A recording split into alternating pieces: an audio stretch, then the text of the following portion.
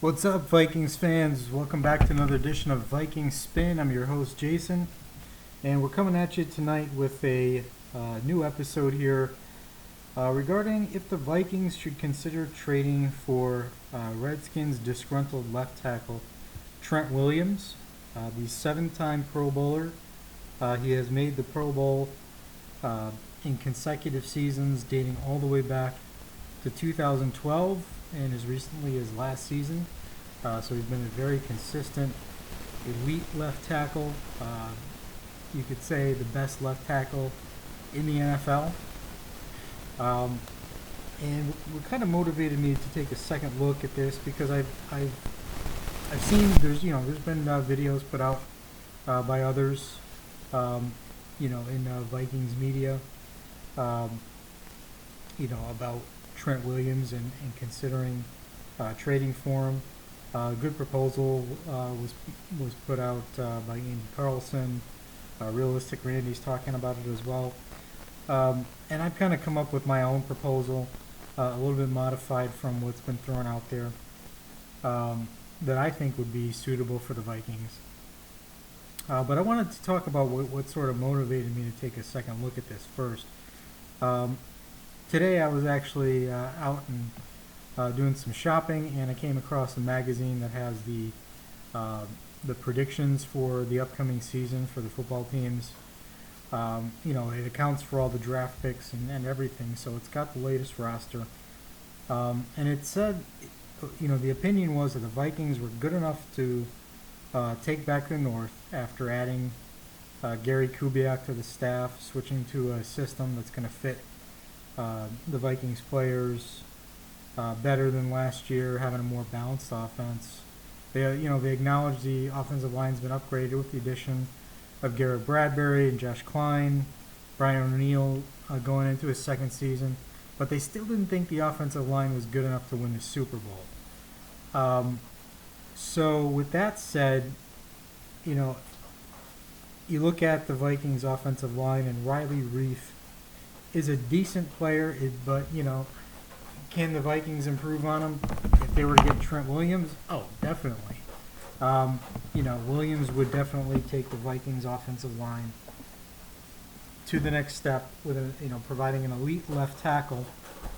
Considering some of the pass rushers the Vikings face, including Khalil Mack twice a season, it certainly wouldn't be a bad idea. So we look at how the Vikings could possibly make this happen. Now, Williams has said that he doesn't want to be with the Redskins going forward. So obviously, the Redskins are probably not going to get a first-round pick for him with teams knowing that. But they're still going to get a good haul because he's the best left tackle in the game, and it's a premium position in the NFL. So if they do want to trade him, they can't come to an agreement with him, then the Vikings, I propose, should trade them Riley Reiff, Treadwell, and a 2020 second-round pick to try to get this deal done. Now, if you look at what the Vikings need to do from a cap perspective to make this work, Trent Williams right now is counting $14 million roughly against the Redskins cap, but they would owe him $5 million because the way they have it here, if he's traded, that's $5 million dead money. So the Vikings would have to absorb about $9 million of that. The Vikings are said to have about a little over $600,000 in cap space right now. I go on Over the Cap's website and they have the Vikings a little bit over $1 million. But I go there just to play around with the figures to do restructures. Because obviously, if you trade Reiff, it's a little over $5 million savings, about $5.1 million, I believe. Treadwell is $1.8 million savings. So you're looking there at close to $7 million in savings, and you've got to absorb around $9 million to get Trent Williams in. So what I propose the Vikings to do in that situation would be to restructure a couple more contracts like they did with Eric Hendricks. If they can save, let's say, $4 million apiece on the 2019 cap by doing Stephon Diggs and Danielle Hunter, they could spread those cap hits out over the remainder of their contract, so they really wouldn't be, mortgaging the future, quote unquote, too much. Those guys are signed to deals that are long enough to spread out the money that you took from the cap hit this year and putting it into subsequent years. Because remember, these restructures are not pay cuts.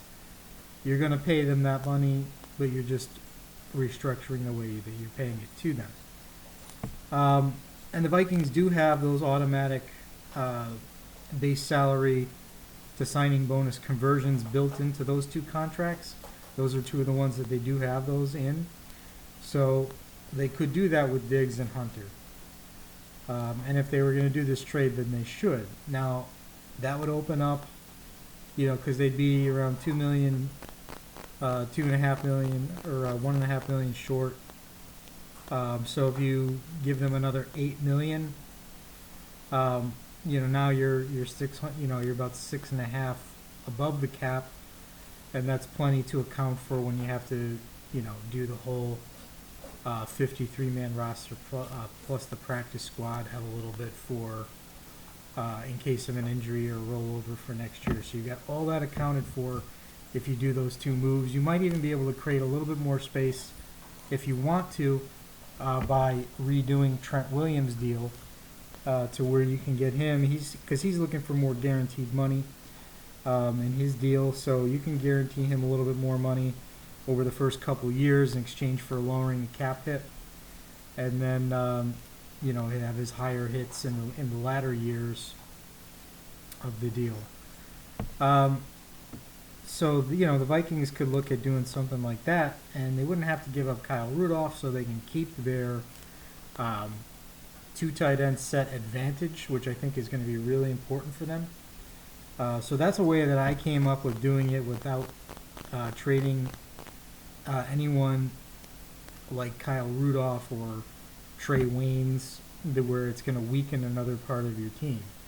So this way the Vikings would stay strong at tight end and cornerback. They're upgrading the left tackle spot. They're getting rid of a player in Treadwell that they really don't need anymore. That's not in the team's future plans. They're giving wide receiver 3 reps right now to Jordan Taylor. Chad Beebe's in that mix. So I think the Vikings are ready to move on from Treadwell if they can. And this would be a way to do it where it helps out in getting a trade done and working things under the cap, as they would need to if they're to make a move like this. And as far as the draft pick compensation, I think a 2022 would do it. I wouldn't be opposed to throwing in a 2020 third, maybe doing a pick swap in 2021, like a third for a fifth. Vikings give a third, Redskins give us a 2021 fifth.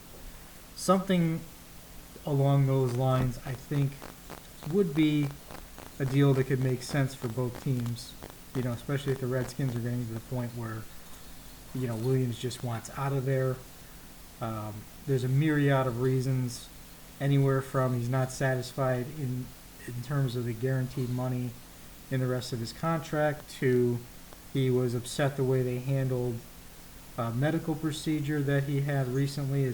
Apparently there was a growth on his head, and it turned out to be, it was non-cancerous, and just the way the thing was handled apparently upset him. I don't know the whole story. The Redskins are kind of course, being coy with the story, as they naturally would be.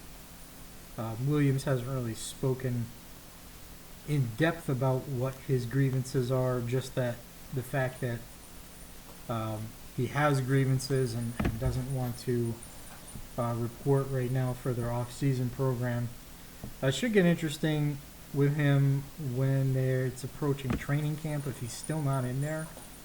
Then I think the Redskins will probably have to deal him. I would offer the Redskins the deal now if I were the Vikings, because I would want to get Williams in there for training camp. Now I do understand that he would be familiar with this type of offense since it's similar. The Kubiak offense is similar to the Shanahan offense that they've run out there in Washington. It's what Cousins knows. Cousins can obviously help him with any terminology translations to get him up to speed quickly. But you'd still want to have him in there for training camp and preseason so that he can get fully acclimated, get those reps with his new teammates, and just be ready to rock and roll for week 1. If this is something that, the Redskins are going to drag out to the trade deadline in week 8, and it really, I don't know if it makes sense to do something like that really late in the season. I would rather do it early and just have him from the get-go and have everything be, a nice, easy, smooth transition here with him. But I think he would certainly be a massive upgrade on the offensive line. It would make the Vikings a legitimate Super Bowl contender.